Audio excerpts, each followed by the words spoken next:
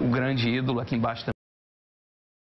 Livros em homenagem ao Ryan Giggs, revistas, é um ídolo muito reconhecido, mas tem um detalhe também nessa primeira sala, que é dos grandes mitos do Manchester United. Um detalhe especialmente interessante para nós brasileiros está aqui, ó, nesse cantinho, junto da Santíssima Trindade, junto do Ryan Giggs, que é o recordista, nós temos aqui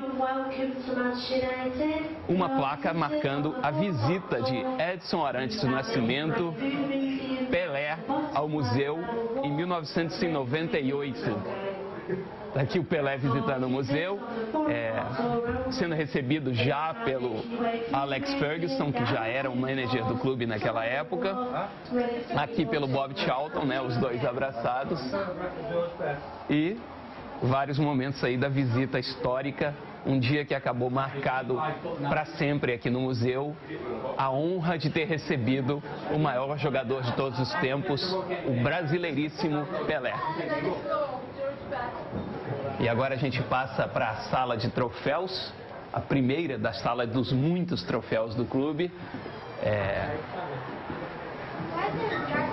Tem troféu de todo jeito, de todo formato, de todas as épocas. O que não falta realmente é glória.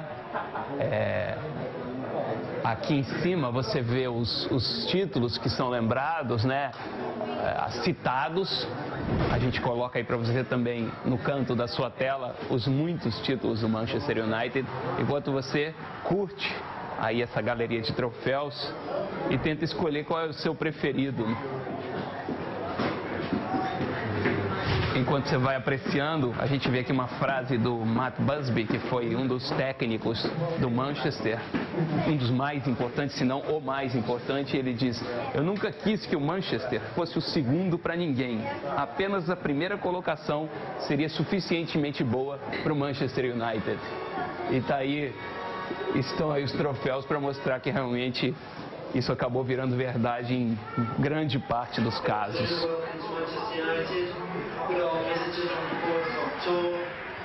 E nesse canto aqui, para apenas competições internacionais, duas observações curiosas.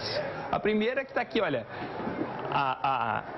o título mundial interclubes, né, que a gente dá tanto valor no Brasil, e que eu acho até justo que dê valor, acho importante, mas aqui deixado assim meio no bololô, sabe, deixado meio sem muito destaque o Mundial de Clubes, que era disputado no Japão, né?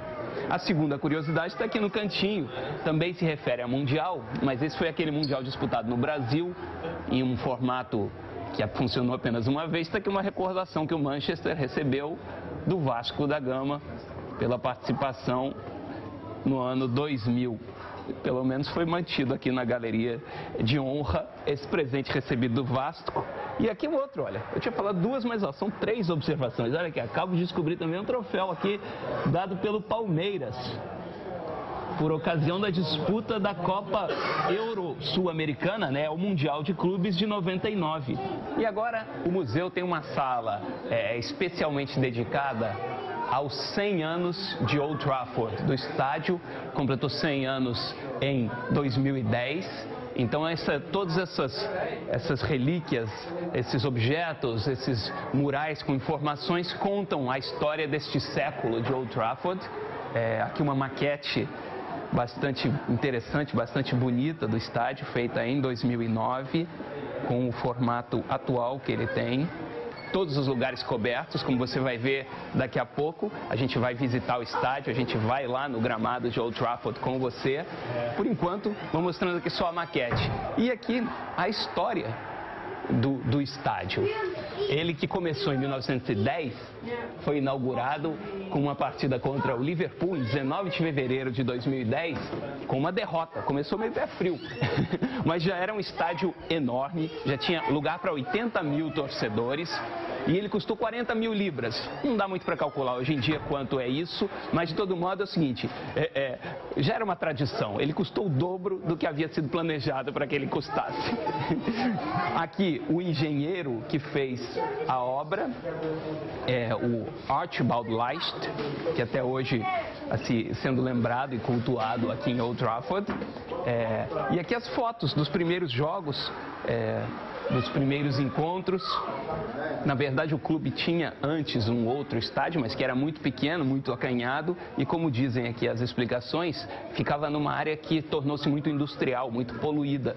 Então, os dirigentes escolheram essa nova área também, além de ser um ambiente mais saudável para os jogos, também porque havia uma facilidade muito grande de transporte público. Coisa que até hoje, quando vão construir estádio no Brasil, não pensam, né, em fazer um estádio onde tem transporte público, que é o básico do básico, né? E aqui em cima, uma linha do tempo mostra um pouquinho do que foi acontecendo com o estádio ao longo dos anos. Aqui, 32, 33, foi construída a primeira cobertura que pegava só uma das faces do estádio.